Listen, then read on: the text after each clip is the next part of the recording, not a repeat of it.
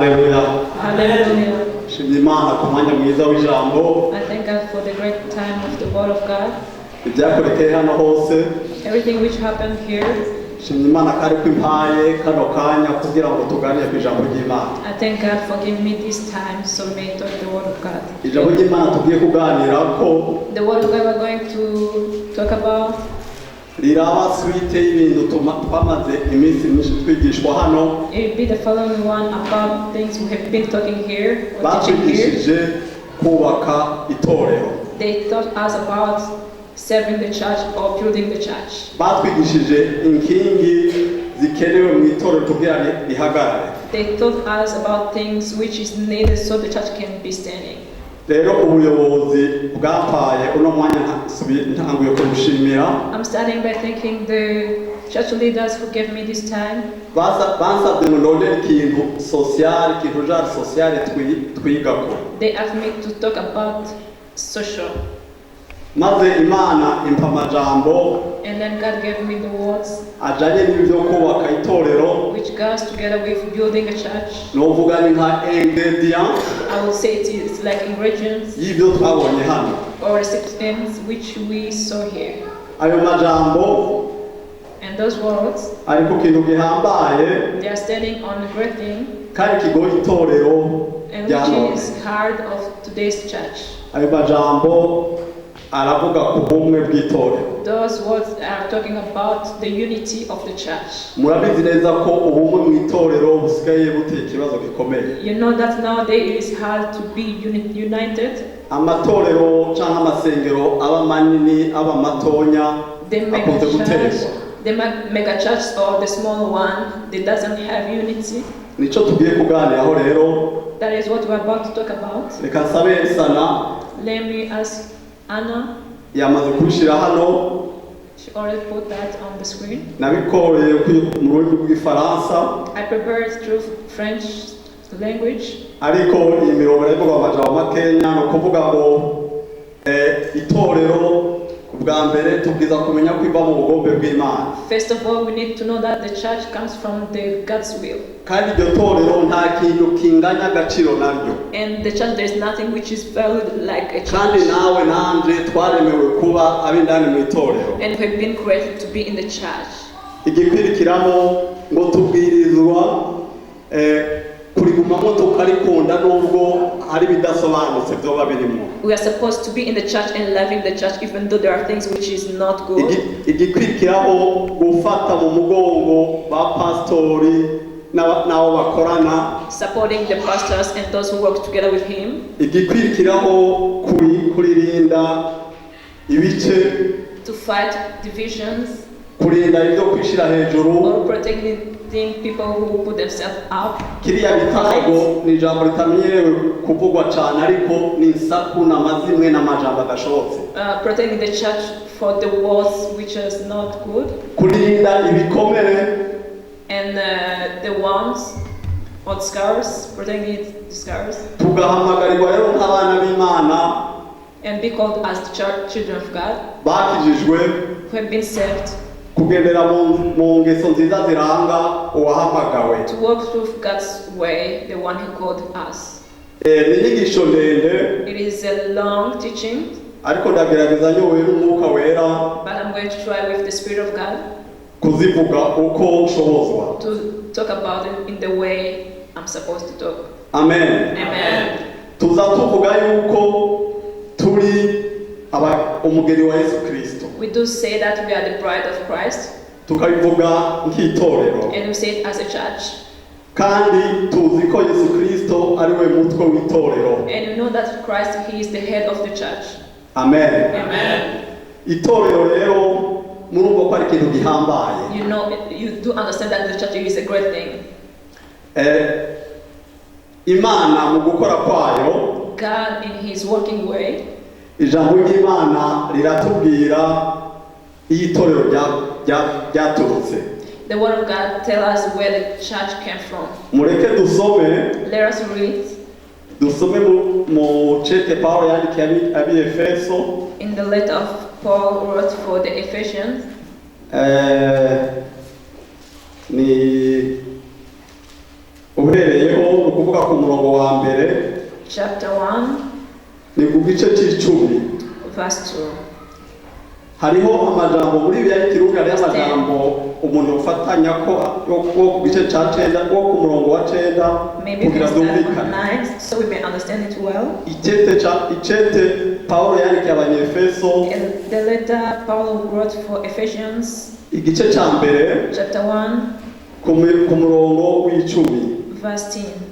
Haravuga ngo kuko byayihimbaye ibigabiye kera muri we, It said, and he made known to us the mystery of his will, vy'ingene yizogenza byose igihe gikwiye gishitse, according to his good pleasure, gukoraniriza byose muri Kristo, ibiri mw'ijuru n'ibiri mw'isi. which the fulfillment to bring all things in heaven and on earth. Yesu ashimwe cyane. Amen. Imana yagambiriye kera The God guhuza ibiri mw'ijuru n'ibiri mw'isi. prepared to make things from earth and heaven together.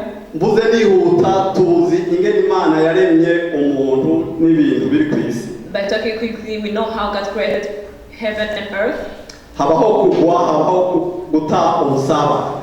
and then we lost our reunion with God. Ariko rero Imana yacu ni Imana nziza, But our God is good. ntireka ngo ibintu bipfe. He doesn't let things to die.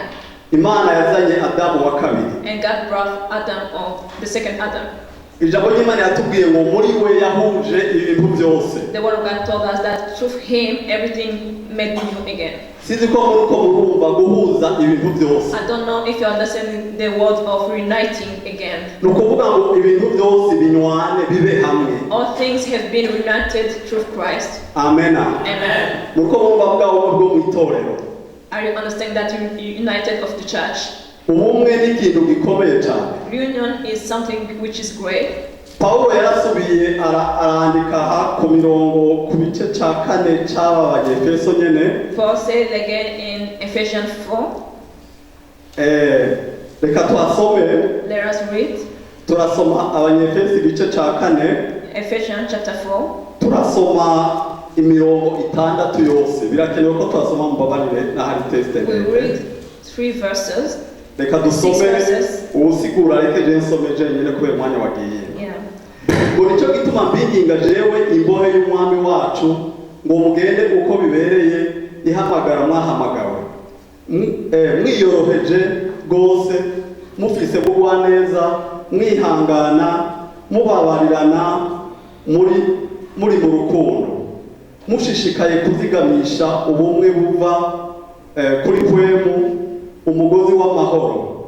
Hari umubiri umwe na kwemu umwe, kuko kandi mwahamagawe icizigiro kimwe c'ihamagarwa ryanyu. Hari umwami umwe n'ukwizera kumwe no kubatizwa kumwe n'Imana imwe, niyo data wa twese, asumba byose, akoresha bose, ari muri bose. Amen. Amen. Haleluya. Muri uku kugambira neza kw'Imana, ivyo Imana yakoze kugira itorero bihagararira imbere neza. Amen. Rero itorero ritumiwe kubaho mu bumwe. Ubumwe ni bwiza cyane ku itorero. Ubumwe butera iteka Imana. Imana yanezerwa ibonye dufitaniye ubumwe. Yesu ashimwe cyane. Ikindi naco, natwe dufitaniye ubumwe bitera amahoro, bitera umunezero mu mitima yacu. Imana ishimwe cyane. Ubumwe bukwiye kuba intego cyangwa ikintu dukorera ko, ikintu turondera uko byogenda kose. Yesu ashimwe cyane. Imana mu kurema iri torero, dusubire tubirabe, yaremye itorero mu buryo butangaje. Imana yaravuze ngo, Yesu Kristo yaravuze ngo nzokubaka itorero ngo kandi amarembo y'ikuzimu ntazoyabona. Kandi iryo torero mu isi ryose ni rimwe. Hari igihe abantu kenshi bagomba kugira ngo nanje nubaka itorero. Urubaka itorero rindi ute kandi itorero ryose ari rimwe. Yesu ashimwe cyane.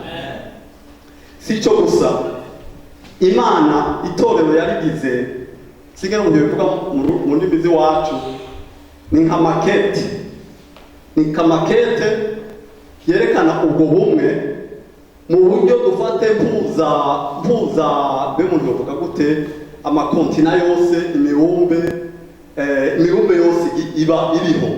Amen. Reka ndabibasigura kugira ngo mwumve neza. Itorero rifise amaguru ku isi, nibo batwebwe turiko tugendagenda hano, ariko umutima waryo n'umutwe waryo ni Yesu Kristo ari ijuru. Muri itorero ko rihuje imibumbe yose, uko niko Imana yabikoze.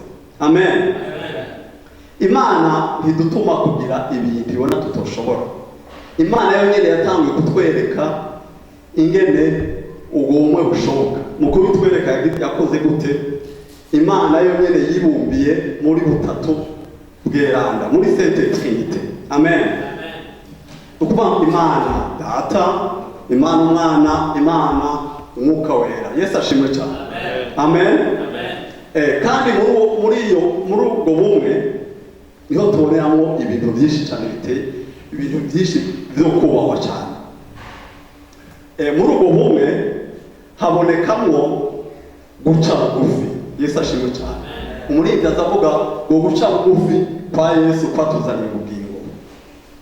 Muri ubwo bumwe niho havuyemo ubushobora kwitangira isi. Mwumva ingene iyo abantu bari mu bumwe ibi nibigoye bishoboka cyane, ibigoye birashobora kuronka umuti. Hageze ko Imana igomba gucungura abantu ikora muri bwa bumwe, kuko bari hamwe ari batatu irubika Yesu Kristo ku isi. Biboneka rero ngo ubumwe ni ikintu cyo gushira imbere. Imana yaraduhamagaye idushira mu itorero kugira ngo turikorere. None rero ko turi ingingo z'itorero, ko turi ingingo z'umubiri wa Yesu Kristo, mwumva ari uruhe rugingo gorya ugwara uruhu kandi dukorera hamwe kandi twuzuzanya. Yesu ashimwe cyane. Ni byiza gushigikira ubumwe, kandi ubumwe iyo buhari butuma ibatemonyage ku bantu bo hanze. Hari abantu bo hanze barushe bakeneye kuza, ariko bumvise ngo muri Power Prayer Church ngo biracika, bumvise mwari ya rusengero abantu bari gusubiranamo, baravuga ati ya Mana batubwira iri hehe kwidashoboye kubarinda, ya Mana ntayo. Twumve neza rero ingene ari ikintu ciza cyo gusigasira, cyo kuzigama ikintu citwa ubumwe. Amen. Mu itorero Imana ko yari yaremye, twavuze ko yari haye iyo aspect yo kuba impuza makontina. Amen. Ariko Imana yigira itorero rimwe, niryo rihujwe na mpwemu yera umwe. Yesu ashimwe cyane. Rero kubera icyo kintu Imana yakoze, biravuga ngo abantu bagize itorero bashobora kugira za difference. Hari uwo vuka yera, hari uwo vuka yirabura, hari uwo vukira mu batera imbere, hari uwo vukira mu bakene. Ibyo ni ibintu byerekana difference ishobora kuba mu bantu. Ariko kubera kuko turondera ubumwe, ntidukorera kuri za difference, turaba ibiduha ubumwe. Twatahukijwe ko gihambaye Imana yakoze cyo kuduha itorero, akaba ari byo tuziramo ubuziramuko bwo gukira, bwo kuja mu ijuru. Dukora dusasagaza ibintu biduhuza, ivyo bidutandukanya bikaba bike. Twasomye hano mu ijambo ry'Imana baratubwira ibintu biduhuza. Ibintu biduhuza ni byinshi cyane. Batubaye ko dufise Imana imwe. Amen. Niyo data wa twese, niyo yaturemye. Rero nukuvuga ngo turi bene mugabo umwe. Batubwiye ko dufise umwuka umwe. Amen. Uwo mwuka ni uturongora, kandi ijambo ry'Imana rivuga ngo abarongorwa n'umwuka ngo nibo bana b'Imana. Kandi abarongorwa n'umwuka, kubera umwuka ari umwe utuyobora, nukuvuga ngo ibintu tubibona kumwe. Amen. Batubwiye n'ibindi byinshi biduhuza. Baratubwira ukwizera kumwe, twizera agakiza kava muri Yesu Kristo, nta kindi two kwizera. twizera urukundo Imana yatanze. Rwa rukundo Imana ivuga ngo utarufise ngo naho ukora ibindi byinshi, naho uvugishwa n'abamarayika, naho uvugiza indimi, muzoba nk'icuma bakubita kigasamirana. Yesu ashimwe cyane. Duhuje umubatizo, haleluya. Duhuje umubatizo ni wo gupfana na Yesu Kristo no kuzukana na Yesu Kristo, ni wo guhamba umuntu wa kera. Duhuje agakiza, duhuje kubaho, duhuje iragi, ni ukuvuga ngo tuzoganzanya na Yesu Kristo. Ibyo ni ibyo umwe wese akura mu isezerano dukura mu by'Imana yatanze. Yesu ashimwe cyane. Ibi bintu rero biduhuza ni byinshi gusumba ibigize gute ibidutandukanye. Amen. Kandi ngaha tumenye ikintu, Imana ntabwo idusaba kwishushanya na mugenzi wawe. Mugenzi wawe niba ari umushinwa wowe ukaba umunyafurika, ntubwiriza kwigira umushinwa. Ariko icyo Imana idusaba ni iki? Emera mugenzi wawe ko muriko murakorana, umushigikire mu bumwe, tubwirizwa kuba nkawe. Ibyo Imana bidusaba ko twishushanya. Amen. Iyo rero mu itorero haje ibintu byo gusubiranamo, biravuga ngo twahaye agaciro ibidutandukanye. Imana idufashe cyane. Amen. Nicyo gituma nk'abantu bo mu itorero dukwiye guhora dusenga kugira ngo Imana idufashe muri ibyo bintu byose, duhe priorite aho ibwirizwa kuja. Dushize imbere imigenzo, tugashira imbere ibyana koko bimeze, ukavuga ngo je ibintu ndabibona uku, ukavuga ngo nakare wacu tugira uku, wa uri nawe uramushiraho ko mbona ari umuntu yari mwe n'Imana kandi kamurera kumwe nawe. Ibyo yaho bidutwara mu bintu byo gutandukana. Amen. Ariko gushira imbere urukundo, mukarabira hamwe iby'Imana yavuze mukora kandi mukabikora, ibyo bizana umwumvikano. Nicyo gituma Paulo yavuze ngo reka gusubiza hamwe duhore tukurorera kubeho, kugira ngo ntihabe ibice mu itorero ry'Imana. Amen. Imana idufashe cyane. Imana yaturemeye kuba muri famiye yayo. Ijambo ry'Imana riravuga ngo kera nta bantu mwarimo, kera nta kigongwe mwari bwagirirwe, ariko noneho Imana yarabikoze. Ni byiza rero yuko tubana kandi tukabana amahoro. Ni byiza ko tuba mu itorero. Itorero nubwo ryoba ririmo ibintu bitagenda neza, kandi ibintu bitagenda neza mu itorero bishobora kwibonekeza. Turabana, turakosha, ibyo ni iby'ukuri. Ariko tugumye ku bintu bitagenda neza, tugumye tubona ibintu bigoramye, icyo kintu kiravuga ngo ni ukuvuga ngo wakuze mu gakiza, kubera kuko udashoboye gutahura umuntu icyo ari cyo. Imana idufashe cyane. Abene data turi mu itorero, ushaka kukurya urwara, ushaka kubona ikindi kintu kitameze neza. Ariko ijambo ry'Imana riduhamagarira gute aya majambo twasoma ngo twihangane turengere amakosa ya bene data. Amen. Paulo yari akoresha amajambo ari n'igihe yashitse arababwira muri aya majambo twasomye ko yababwiye ati jewe imbohe. Ibintu biravuga wiki yagombye kuributsa ingene amerewe, ari muri prison, ariko abene data bo bari ahantu bari mu mwidegemvyo. Yagombye kubabwira ngo ntibashire imbere intere zabo. Hari igihe bishika mu itorero abantu bagira intere zabo, bakagomba ko intere zabo ziprima. Ariko kugira ngo twubake, kugira ngo ibintu bigende, terera hasi ibintu byabo. Amen. Ikindi naco, Imana ikeneye ko dushima muri byiza n'ibitameze neza. Duhoze tugaya ibihari, tukiramanta, Imana izotwagura na gato. Ariko niyo twabona aho turi, yego hari kitagenda neza, ariko tugashima, ariko tukaja ku mavi tukagisengera, utameze na tukarongera tumukosora, Imana izotahura ikintu, izovuga iti bariya abantu baraciye bugufi, hariya ahantu hari kubabarirana, hariya ahantu hari gutahura yuko bose ari abanyabyaha, ko byose bihagaze ku buntu. Amen. Imana izoheza iduteza imbere. amen. Hari igihe umuntu avuga ati jewe nije muri irya torero ariko ndariravye nta kigenda, numva atari wanje, numva kwiye kugenda. Hari n'abavuga ati Imana yabwiye ngo ngende.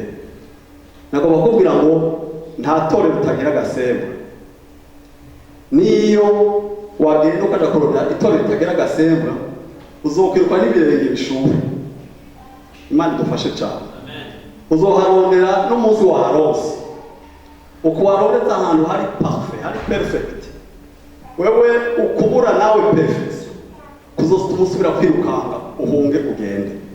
Rero dushigikira itorero ry'Imana, dukundane, turiwemo dusenga cyane kugira Imana idukize ico bakirimo kitameze neza. Amen. Ijambo rikurikira ni ijambo ryo kuvuga ngo uburyo bwo kubaka abakozi b'Imana bamwe ngaha babivuze, ni ukuvuga ngo ni ugushigikira mu buryo bwose pastori n'abamufasha. Amen. Imana yahamagaye pastori kugira ngo arongore ubusho, kandi ijambo ry'Imana yavuga ngo ubutegetsi bwose buva mu maboko y'Imana. Yesu ashimwe cyane. Yamuhaye inshingano zikomeye, yamuhaye kuragira abantu, yamuhaye kumenya ingene atunganya ibintu mu mabanga, ingene yamama, kwamama nuko hamavuga ururimi ngira rw'iwacu, no kugerageza kuresolva conflict iri mu bantu. Abene data bashwanye bagira ico bapfuye akajamwo. Ivyo byose n'amatashe maremare atari makenya. Hariho tashe ko kwibagira ni yuko n'umuntu, iyo umuntu yabaye ikara mu mpuzu, yabaye mu rusengero akaza n'ikara mu mpuzu, ni ukuvuga uwo n'umuntu yagendewe mu rukundo, n'umuntu babwiye byinshi kugira ngo yihanure, yanse no mushingano za pastori. Nico naco kirimo ko ashobora kumubwira ati sohoka ugende hanze usubire mu bapagani. Ivyo navyo mu nshingano ziwe. Rero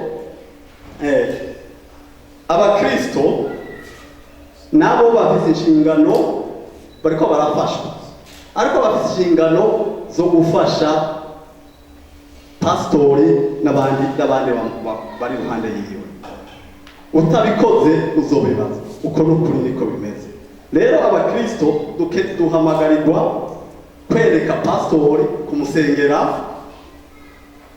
duhamagarirwa kumwereka iby'urukundo byose bishoboka kugira tumushigikire. Nawe azokoroherwa kubera kuko twabaye abantu bagondwa izosi. Erega hari abantu mu rusengero badashoboka no kuja kubwegera bikaba ibintu bigoye. Imana idufashe cyane. Ariko tworoshe tukagenda neza, pastor wa azomererwa neza. Yesu ashimwe cyane. Mu majambo makenya ntidutere pastor ibyaha by'imeriba. Imeriba murahazi, murasoma namwe Bibiliya. Mose yarongoye ubwoko bwa Isiraheli, amaze kuburongora yakoze akazi gakomeye kuko yaca mu ntambara nyinshi mu bugaragwa, Imana ikamuha gutsinda. Ariko bishika ahantu abantu arongoye baramugumukana, bamugumukanye agira isha atarakwiye gukora, maze Imana imuharura kwicara. Konsekansi yabaye yuko Mose nk'umukozi yakoze, nk'umukozi akeneye impembo, yegereye Yorodani aja gusenga ngo ajabuke. Ariko Imana ivuga ngo ntumbwire ivyo bintu, ngo ahubwo duga kuri ya musozi ugende uharabisha amaso. Muri andi majambo ni nka Imana yarigiye kumusokwesha. Si kwigora ururimi rw'iwanyu. Ni igihe umuntu yabahishije mu ushonje akakwereka indi ariko ntazigure. Mose yaragiye ngo araharaba, abona ngo ni intara nziza cyane, yamwamwo ivyamwa, ahantu hatotaye, kandi nawe ahagaze mu bugaragwa. Ariko Imana imwakira kujabuka. Ariko Imana mu rukundo rwayo imwima Kanani yo mu isi, ariko imwima Kanani yo mu ijuru. Yesu ashimwe cyane. Rero majambo make, abapastori bacu n'abadirija tubafashe ni mu rwego rwo kugira gute, bwo gusasagaza, bwo gukomeza ubumwe mu itorero. Amen. Reka dusubire rero mu mbabarire tubijemo navyo ibintu bituma mu itorero hatagenda neza. Amen. Hariho ibintu byinshi biba mu itorero kandi biba bivuye muri twebwe. Tuzi ko itorero Yesu yabivuze ko yaryatuye ko amajambo ati amarembo y'ikuzimu ntazokubona. Ariko haba ibitero kuko umwansi nawe nihari agaca mu bantu. Kandi ikintu kibabaje indani mu itorero nuko we waruzi kuragiye intama, nuko za ntama ziri nko hagati mu mukumbi canke mu mukuku canke mu masho, havamwo intama zigahinduka nk'amadubu zigakomeretsa izindi. Icyo ni ikintu gikomeye cyane. Burya ku rugamba iyo guerre civile yabigora n'abenegihugu baba bariko barwana hagati yabo, ariko iyo ari igihugu gitera ikindi ubuzi urubibe rwawe aho rugarukira. Ni ukuvuga ngo umwansi uramwitega yaza mu gaseka, ariko ugiye guterwa n'umuntu muri kumwe akurasa ubwo uzi ko urwanya umwansi hariya umva kurasha umuntu uze mu bitugu. Nicyo gituma ari intambara ikomeye cyane, intambara y'indani mu matorero. Dukwiye guhora twereka Imana cyane, tugasenga kugira ngo Imana ibidukuremo. Mu rusengero hari haba ibintu bita critique. Ikintu cyitwa cyo gukritika abandi bantu, hano nabonye ko ari ikintu ngo kibi cyane gose. Mu Baroma 14:4 haravuga ngo wowe urinde uhinyura umushumba w'abandi, urinde wowe ubona umuntu ukumbura muhinyuye. Ushobora gukora mu majambo uvuga, ushaka kumunyurira mu mutima, ariko ngo wewe urinde uhinyura umushumba w'abandi. Umuntu niba ari cyo adashoboye, hari icyo Imana itaramuha canke hari iyo mpano yiwe ntirasohoka, ariko ntukamuhinyura kuko ngo hari ibintu bigushikira iyo uhinyuye umuntu. Biravuga ngo iyo ugaye mwene data ukamuhinyura, biravuga ngo urataye ubusabane, icyo bita kominyo n'Imana yawe. Waba ukwiye ku Mana yawe wenyine ubutaye ubusabane kuko umuhinyuye. Kandi kubera kuko uri kurakritika uvuga, bizokubuza ngo amahoro yo mu mutima. Kandi ikindi cya mbere kandi gihambaye, ngo wishize imbere y'ubucamanza. Kandi ijambo ry'Imana rikavuga ngo ubucamanza bwa Yesu Kristo ntabwo busa n'ubw'abantu. Urabisha amaso yawe, ariko ari ubucamanza bwa Yesu Kristo buteye ukundi. Rero bene data, ibintu byo gukritikana mu itorero tubyitondere cyane, umutima uca imanza uhava. Ikindi nacyo ni ukugumya amabanga. Nta hantu muze murabe nta rugo rutagiramo ibanga. Ibanga ni ikintu gikomeye. Niyo umenye ikintu ntubwihutire kwirwanga kuja kukivuga. Ibanga rero bavuga ngo ibanga ribangirwa ingata. Ibanga ritrete neza nimba ari mu itorero rimenywe n'umuntu umwe, rimenywe n'abantu babiri. Ntukamenya ibanga na rimwe kuko nabyo bikugarukako. Hari ikintu bita rehago twamaze kwivugako. Rehago ni igihe uja kuvuga ibintu ntibinakuraho. Icya mbere ntibikuraho, icya kabiri nta n'umuti ugiye kuzana, ariko uravuga kugira ngo uvuge. Ariko mu mirongo ibintu twahereko kuvuga, twabonye importance, twabonye ingene Imana ishira umutima ku itorero ryayo. Uri kurazana imyambi yaka umuriro mu rusengero rw'Imana. Hano amajambo muri Bibiliya akavuga ngo hari ibintu bitandatu ngo mbere hari n'ikindwi ngo Imana yanka urunuka. Ngo ni amajambo, ngo ni amaso y'ubwibone, ngo n'ururimi rw'ibinyoma. Hariho orgueil nayo irabiciye biracika mu itorero ry'Imana. Umuntu araza agashika ahantu abantu bariko bahimbaza Imana, abantu bariko bakorera Imana, agashika kandi abantu bakamunezererwa bakamwakira kuje kubaka umurimo. Ariko hageze igihe akaba ari wavamo orgueil, akaba ari wavamo gutera imivurungano mu itorero. Imana itubabarire cyane.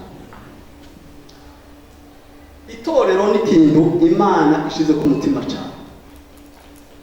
mu yandi majambo nk'umutunzi w'inka cyangwa umukunzi w'amata iyo wavuga ngo mu itorero nahateretswe igisabo, none se uratera ibuye ahateretswe igisabo? Ntibikunda, ntibyoshoboka. Rero ibintu byo kuvuga amajambo menshi, Bibiliya iravuga ngo ninde azogerera ngo ku musozi w'Imana, ninde azotura ku musozi w'Imana. Ngo umuntu agendera mu bitunganye, ngo kandi ngo avuga amajambo yo kugororoka, kandi ngo adakuza inkuru y'umubanyi. Hari ibintu byo gukuza inkuru y'umubanyi, ivyo bintu n'ukuri Imana ibitubabarire. Kandi Bibiliya ikongera ikavuga kuri bijanye no kuvuga cyane, ikavuga ngo urupfu n'ubugingo ngo biri mu bubasha bw'ururimi, ngo kandi abarukubu ngo bazorya ivyamwa cyangwa amatunda yabyo. Amen. Imana rero tubabarire mu byo tuvuga. Ururimi Bibiliya sibiri kavuga ngo umuntu ngo agumije ururimi ngo asumba ugize gute, ngo asumbya uboneje igisagara. Nimba RPF yafashe Kigali, umuntu ufashe ururimi usumbya kiriya gikorwa gihambaye abantu baba barakoze. Imana itubabarire cyane. Rero indimi ni ikintu kibi giturira, gicana, cica abantu, cica itorero. Wibuke rya torero si ry'abantu, ukiza urubona itorero ry'abanaka. Ni cya gikorwa Imana yagambiriye kera, igikorera muri Yesu Kristo kugira ngo habe reconciliation, kugira ngo habe ibintu byose binywane, byo mu ijuru n'ibyo mu isi, wowe na mugenzi wawe binywane. Ariko ukajamwo ugakoresha amajambo. Uwasabye ubwenge Imana Salomo yaravuze ngo hano, yavuze ngo iyi nkwi zibuze umuriro urazima, ngo kandi hatagira unegurira mu byongorerano imitongano irashira. Amen. Mureke twime inkwi umuriro ntugasubire kwaka mu itorero. Twime inkwi ivyo bintu byose bizana umuriro, maze imitongano, maze ukwiyumvirana nabi byoheza bigahera. Amen. Eglise tusibe twibukanye ni institution y'Imana. Tureke gutera aho ahateretse igisabo c'Imana, tukatera mu bene data. Andi Imana yo bitubaza cyane. Ariko tugire nk'Ipolo yagize. Polo yaravuze ngo tugire udushishikazwe no kugira ubumwe, ngo buva kuri mpwemu yera. Kandi ngo ikigeretse ko kuko yadandika Abikolosayi 3:14 iravuga ngo igeretse ko ngo twambare urukundo muri wo mugozi uzana gutungana. Mureke tube mu itorero dutunganye, mureke turondere gutungana, mureke bitagira ikimazi bitsindwe, mureke twitegure kujya bafata umugeni bakamugirira make-up, bakamugira umuntu ateye igomwe, umuntu wo kunezereza umukwe. Mureke natwe tumere gutyo, duhagarare gutyo, tube mu itorero ryogejwe, tube mu itorero ryameshe imvune, ni ukuvuga ngo yiteguriye kwakirwa n'uwaduhamagaye. Imana ibahereze imigisha. Ni ijambo nari mfise dusangira, rero turyitondere. Mwumve ko itorero rifise nyeneryo ni Yesu Kristo, ni Imana yashizeho kandi ishize ku mutima wayo. Rero ukabyure akarimi kawe, rero ntukagire ikintu na kimwe cyo kubwira uko ukomeretse mwene data, ahubwo umwereke urukundo, ahubwo umwereke ubumwe. Imana izobiguhembera. Imana ibahereze imigisha. Niryo jambo nari mfise. Amen.